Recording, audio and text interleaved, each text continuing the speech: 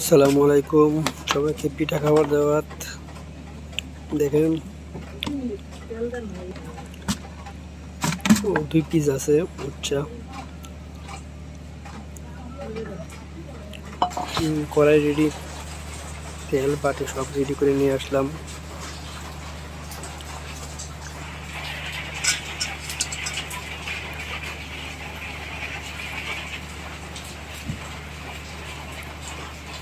অনেক বৃষ্টি হইতেছে, বৃষ্টির মধ্যে কাজ নাই, কি করব। এই পিঠাগুলো অনেক তেল দিয়ে ভাজতে হয়, তাই দুই পিস দেখে অল্প তেল দিলাম।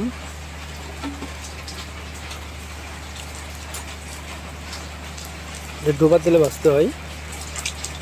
আর এটা অনেক দিনের পিঠা তো, তাই ফোলে নাই, কিন্তু রোদ দিয়ে ভাজলে অনেক ফুলে।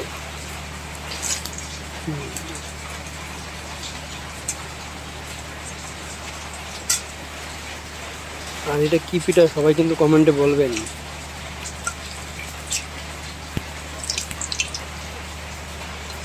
পিঠাগুলো ভাজার পরে